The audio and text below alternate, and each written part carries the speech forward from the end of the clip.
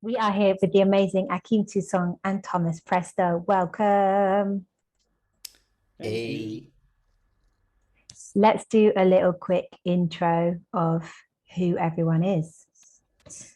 I do have a lovely bio here to read for the amazing Thomas Talawa Presto, who is the artistic director and founder of Tabanka Dance Ensemble, a company that specializes in Africana art practices and contemporary socio-rhythmic work. Thomas is also a lecturer and human rights advocate with over 20 years' experience. He lectures on critical race, critical queerness, decolonial and post-colonial perspectives, as well as art practices outside of the Euro-Western canon. He is currently doctorate fellow researching the decolonial project and Nancy's Web at Ostfold University. Welcome. Thank you. And this is super exciting because Akeim and I are about to explore a project, and we were totally inspired by some of your words. So thank you for joining us. Yeah, definitely. Akeim, who are you? Who are you? Who am I? I am Akeim Toussaint Buck, and I am a interdisciplinary performer and maker. The way I like to describe my interests or my work is dance is at the center, and everything else, including poetry, film, music, is fueling the center, which is the dance. Yeah, so that is me. Awesome. And for those who don't know, I'll do a short one of me. I'm going to go with that too. I'm going to put dance at the center, and then kind of like well-being and making sense of the world and studying all around the edges.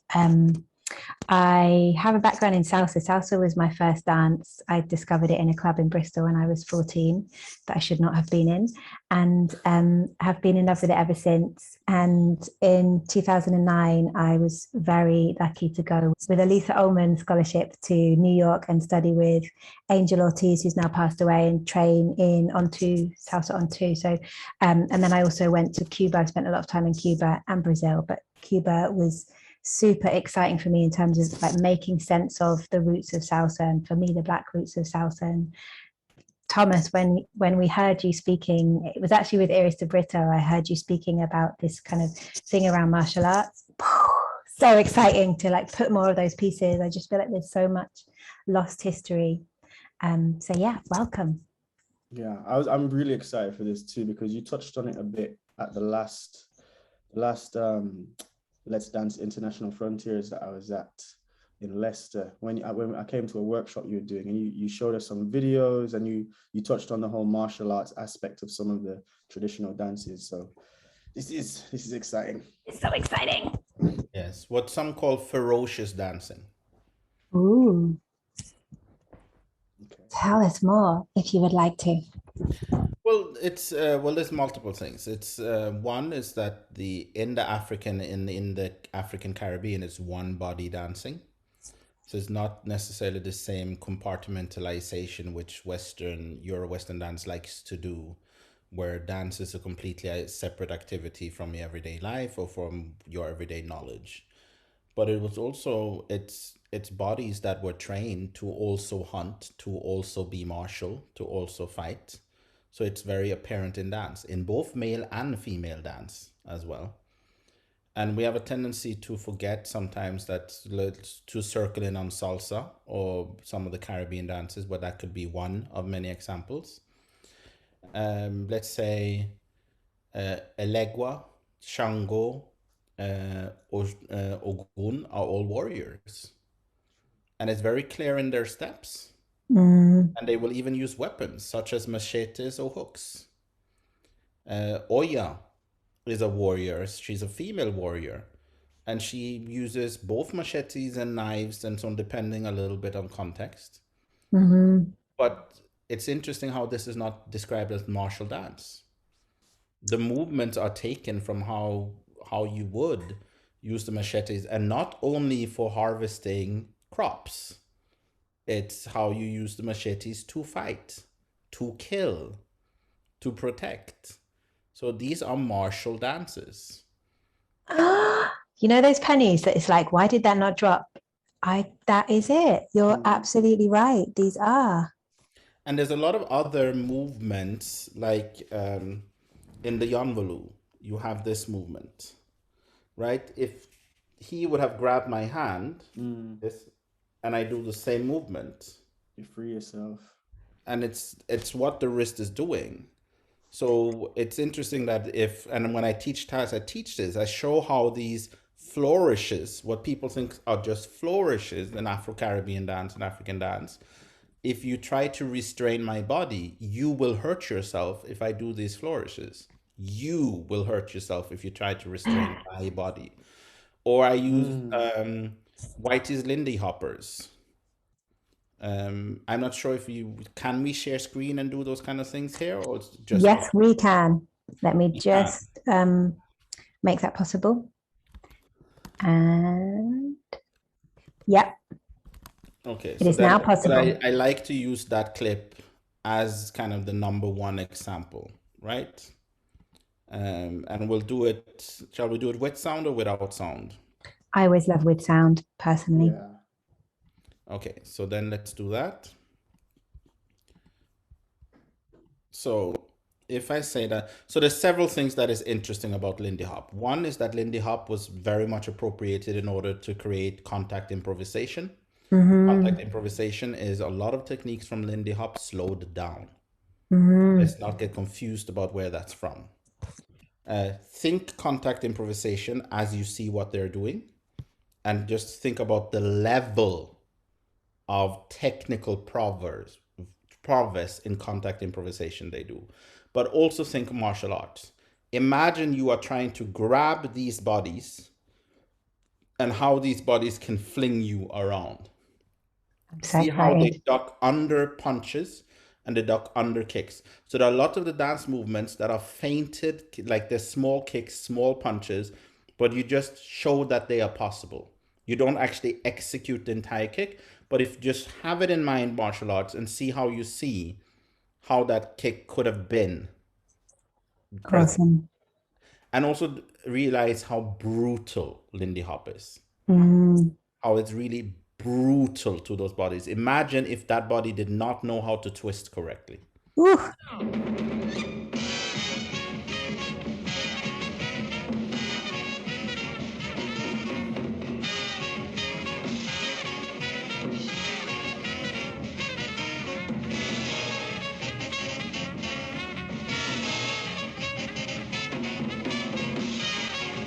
Woo.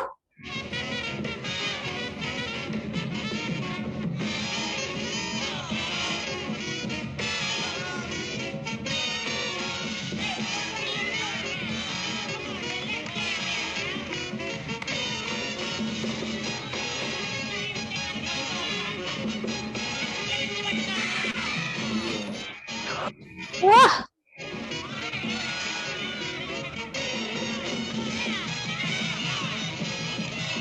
Notice the kicks.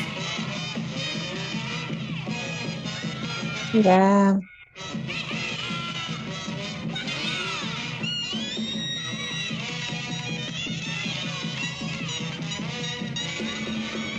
Wow, that looks like capoeira. Yeah, yeah.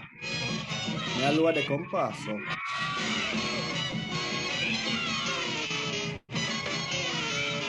Woo.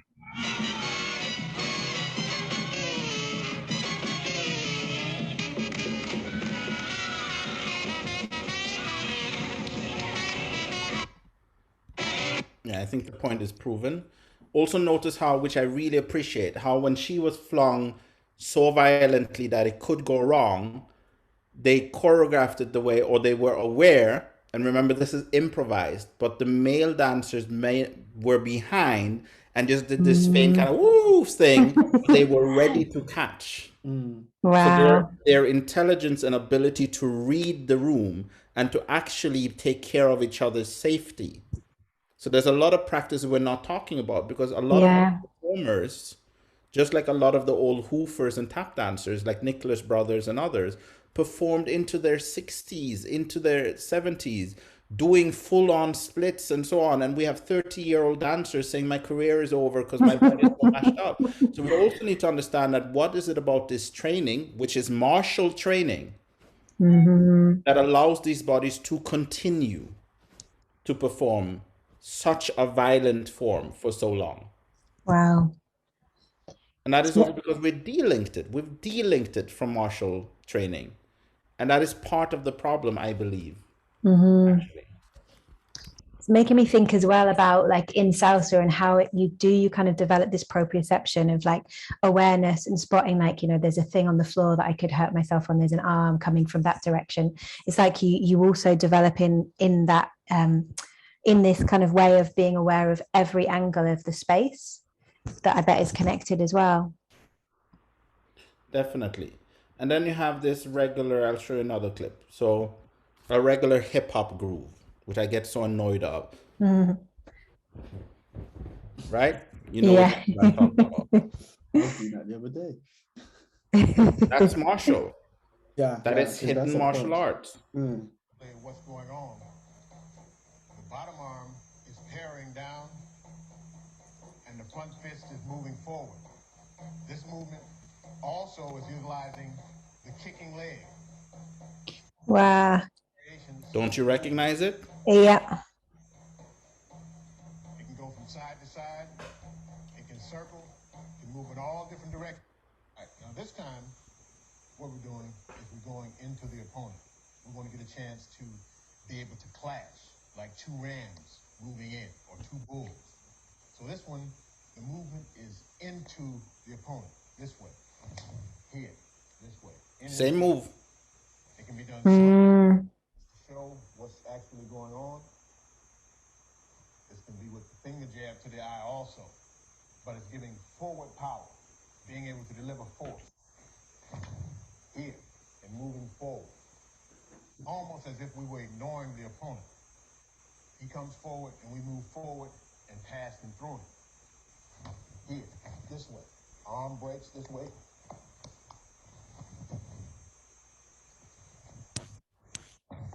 Here.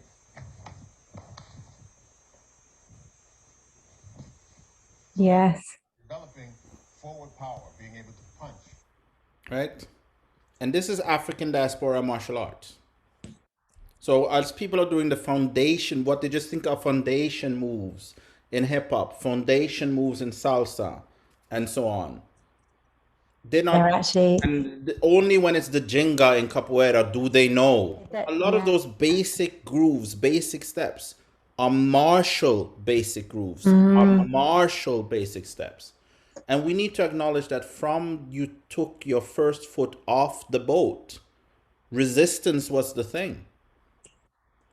So naturally that was kept present at all times. Even the silent protesting of sitting like my grandfather did, sitting at a cafe, receiving licks for 7 hours or more, just so the next generation can come and ask for a cup of coffee and get it. The training of the youth was how to take punches. The Muhammad Ali to always be on your way out. You didn't sit there and take the punch full on. You sat there and expertly knew how to move your body subtly so that no punch connected fully. What trained you to do that? And why do so many of our dances have this kind of movement in it? Wow. Training how to dodge. Basically.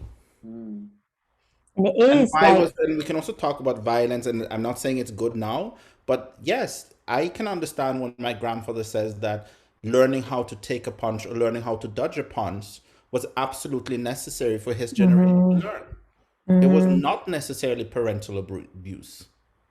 It actually wasn't. And I know a lot of people go like, how can you say that?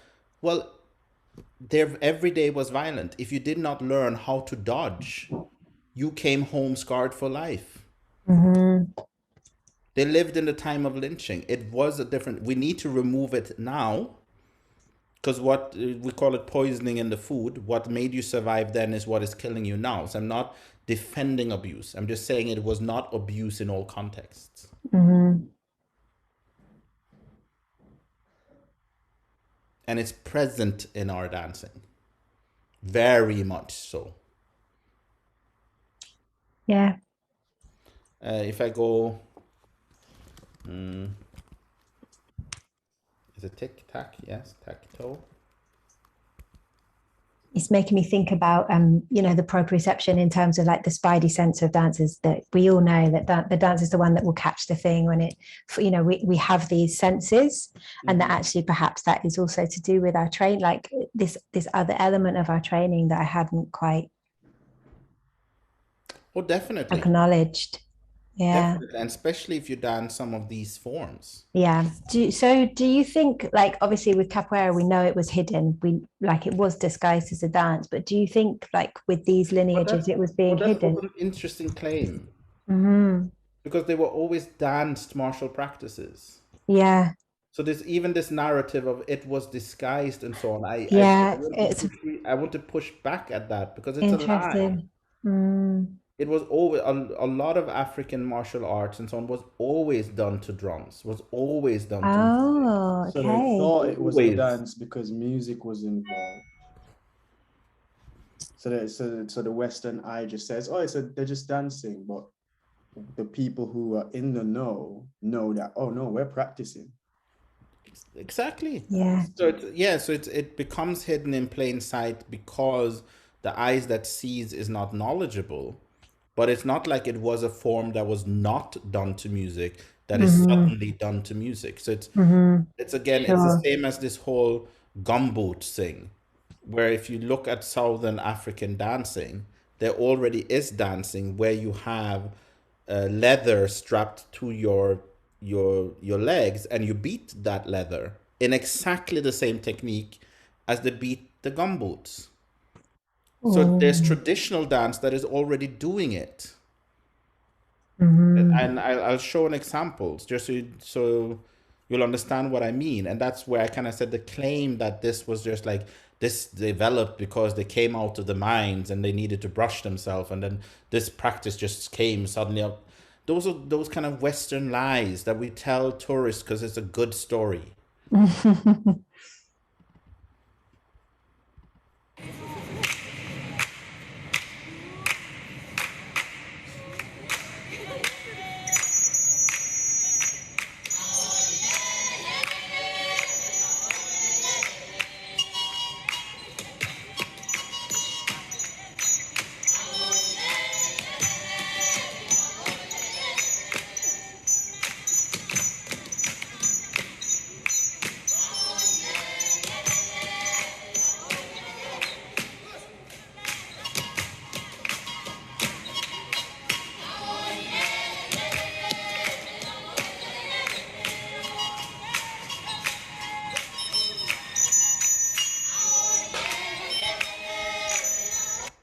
Again, just enough that it proves my point. But so if these are, that was Botswana, by the way, but if these are Tswana people and so on, which are also in Southern Africa, and you take them and you put them in mines, and then you put gumboots on them, and then they have this reference already, did gumboot develop because this was already a dance? Yeah. It's the same as when they foolishly in Americans said that, body percussion and stepping and so on developed because the drum was outlawed, so we had to beat on our bodies. Really? Body percussion was already a thing in Africa. Okay. So because the drum was outlawed, there was a a preference for, or it became more dominant in the space. I'm not saying that the outlawing of the drum did not affect the fact that these developed as forms, and in the ring shouts that so much of it was body percussion to create the rhythmical layers because you couldn't use the drum, of course. But it wasn't that the practice developed because, no, the practice was already a practice. Sure. And it was just going in a different direction, or, a progression in a new place. Watch these false narratives. Mm-hmm. Or for example, so since we like Cuba, and we mentioned Yes, Shango, please. what the Latinx contribution, which again is a confusing term, because when they say there's a mix of Latin, African American, and Caribbean, Cubans are Latin, but Jamaicans are Afro-Caribbean, but you know, it stops on a boat. It's Right. the same rhythm cultures that were brought to each space. So when these mix in New York, it's not completely separate practices that are mixing. These are cousins that have a family reunion. That's number one. And it's I love really that. interesting to me. It's not talked about as if cousins were having a family reunion. And they're rhythmical practices that come from the same roots. So of course, they can exist in the same space quite easily. And even like, what is the break? The way the break is described also annoys the hell out of me. Because breakdancing was already a terminology from church. It is when the gospel music goes into the gospel break and people just go, that's the break. But what was it? Was it the same? Was it a similar thing in the music? Is it about the break in the music? In some ways, yes. But there's a commonality. It goes from metric to polymetric and polyrhythmical. And what happens in the break of the funk songs as well? The break rhythms, the break beats, the part you extend. What's there? Is it the melodic part you extend, or is it the polyrhythmical cross rhythm part? Yeah. Yes. Okay, so you take the most African moment of the song and you prolong it. Because you could not have live rhythm and live musicians. You took the recorded part and you prolonged the moment. And you went in and you danced on the most African segment of the song. That's how hip hop kind of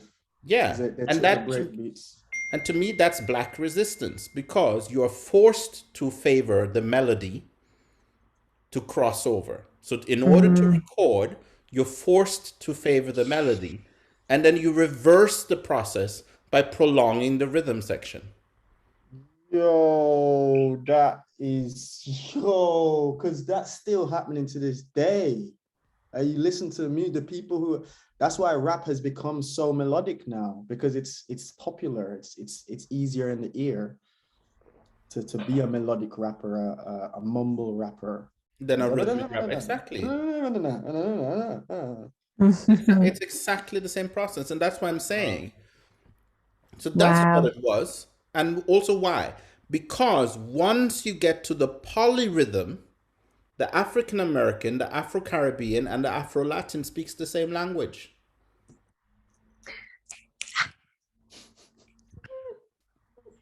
I feel like we need to get you back again. So there's no problem for us to move. Once you put the rhythm there, once you put the drum there, we can speak the same language and we can all move.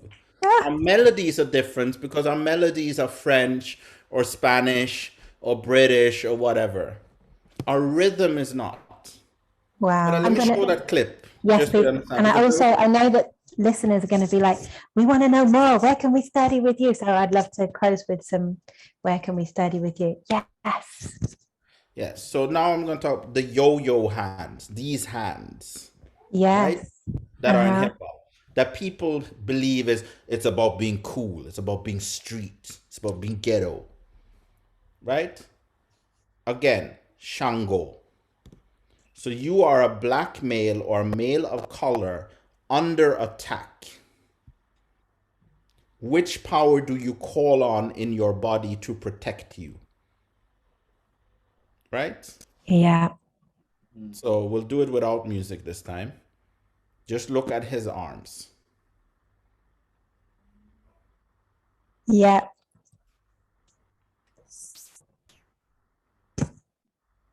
Which arms are those?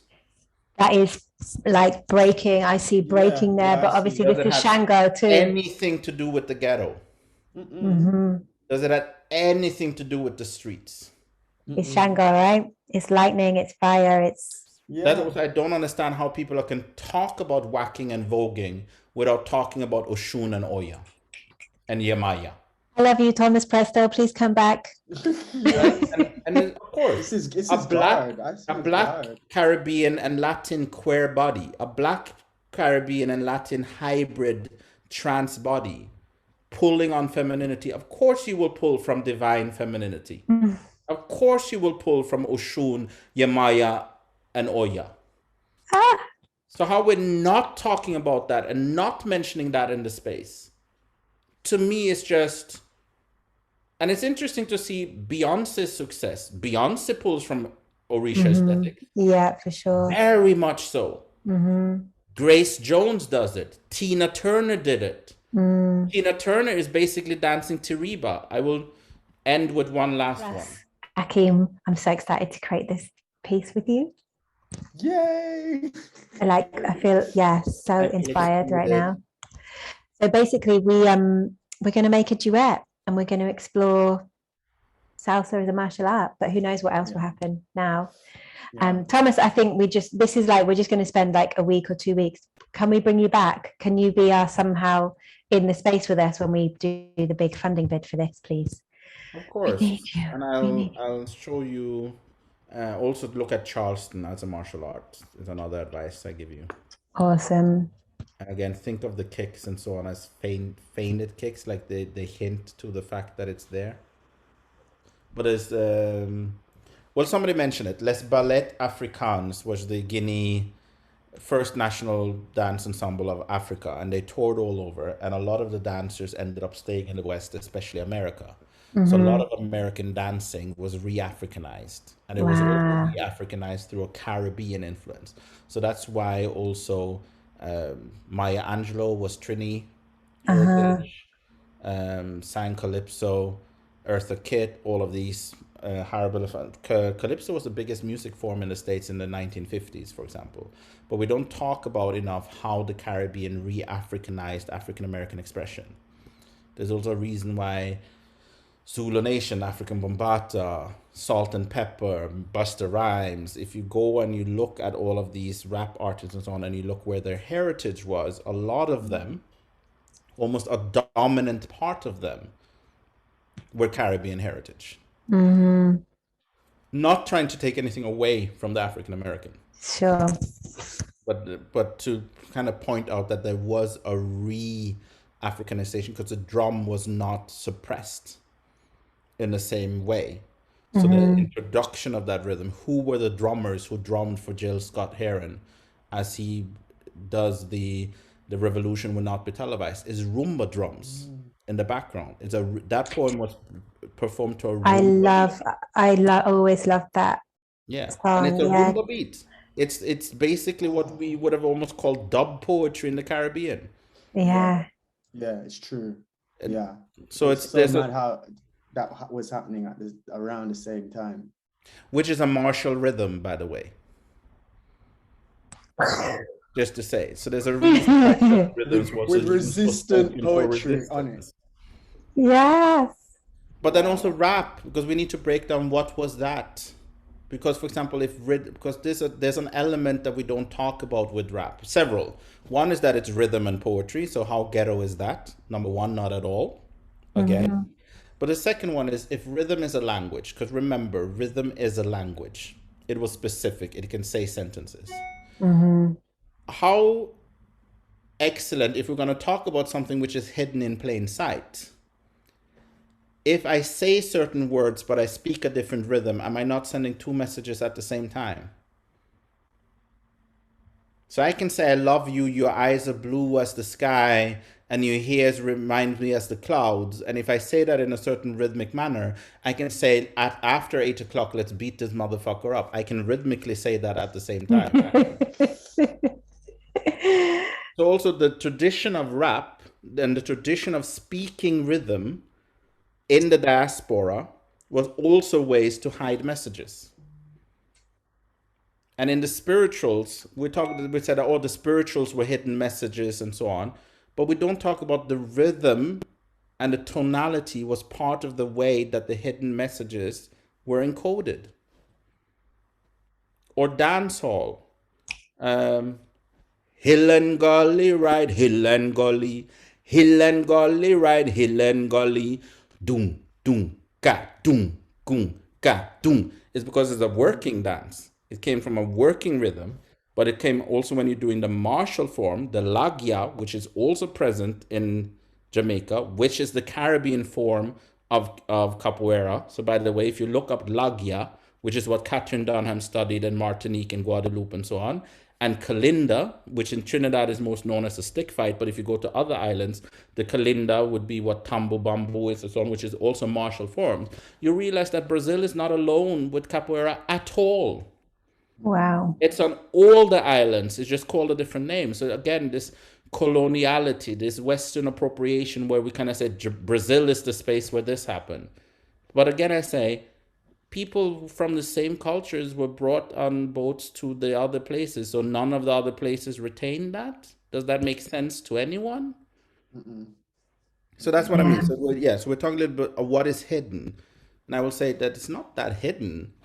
It's just we're trained to package it. We're accepting a pure commercial packaging of our forms. Because our listeners will want to know, where can they find out more? How can they You could find continue? me on www.tabankadance.com, Tabanka with a K and dance with a C. And it'll be written in the chat down there as well. Or you can find me if you Google Talawa Technique as well. Which is an You amazing could try technique. me on Facebook with Thomas Talawa, but I have more than 5,000 friends and followers and so on, so good luck. But as you can try, is what I mentioned. So these are some ways to connect. I'm also going to try to make more lectures available. I think if you go on my Facebook, there are certain lectures that you will find as you go through my video feed. Amazing. I actually don't mind sharing this knowledge. And also if you YouTube, there are some, but varying quality of the lectures, I will say, because of the setting, time, and all of those things. But next year and this year, because part of what I will be doing with my doctorate is to make sure that more of this information is readily available. Yes. And to disrupt the space and some of the confusion. So amazing. Given as so-called knowledge. So amazing. Thank you. Thank you for your knowledge. Thank you for sharing with us. Can't wait to continue this conversation. Really appreciate it. Definitely. So this one I will send you guys because I don't think it's on the net anymore.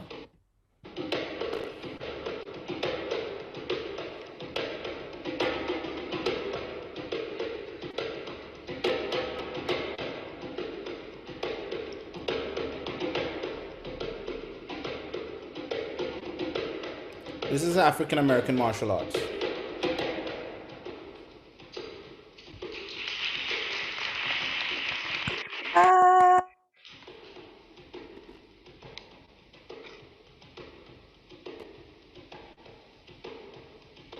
Oh. Yeah. Well.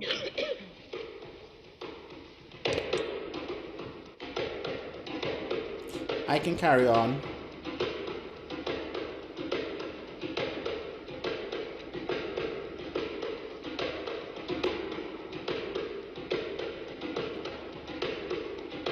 Right, so this, but I'll send you that. They go through several forms: panther, lion, cat, snake, etc. Also, shackled hands is another one where your hands are shackled the entire time. You will recognize a lot of moves from that as well. But then again, notice the drum was present and you saw several of the movements and you saw the body posture in a lot of the movement. Because again, African dance, the body posture is chest up, arched back. A lot of the times it's not hunched over and curled in. When do you hunch over and curled in? When you fight. Akeim and I are just sitting here like, we definitely need to, this is part one. There's going to be a part two. Yeah. To all the watchers and listeners. Some kind of Dropbox or something with certain videos and stuff that you can reference for your work. We're getting you in. This is, yeah. Thank you so much. That's me, like the fireworks going off in my head. Yeah, I'm looking forward to getting in the studio and exploring. It's changing the way we experience the dance in a way. Right. How we approach it with each other. Yeah. Even if you have experience with the Jenga, And you know that in salsa and even samba, the jinga is often reversed because the jinga does not only go one way. It Yes. doesn't always necessarily step back. It could also step forward. Yes. Have that in mind as your weight shifts when you do the salsa pasos and caminos. So as you do the caminos and the pasos, think of how the weight shifts in your body and imagine how that would allow you to punch, kick, grapple, turn, and you'll realize that the basic patterns are martial. Yes.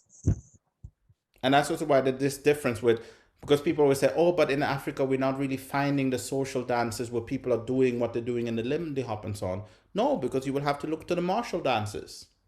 We didn't do that to flirt. We did that to train fighting. When we flirted, we were dancing man and women separately, weaving in and out of each other, sometimes coming close, and you tap your bellies or you tap your thighs together, and then you move separately apart. When you're latched on and connected to the other person is in the martial dances when you're training fighting for warriors. But that moved over into the social sphere in order to hide itself and so on. But that's what happened. But there's also a wrongful claim when dance scholars says that, you know, it was a Western influence that created the partner dancing and so on, as if there was not hand dances. And it's also interesting. Look at African American hand dances. Google that, especially West Coast swing. Wow. We all have to go, but I wish it wasn't the end. See you. It's not the end, it's the beginning. This is the beginning. Thank you so much, Thomas. Thank you so much, Akeim. And to be continued. Thank you. Yeah. Big up. Have a lovely Peace. evening. Thanks, everyone. You too. Bye. Bye.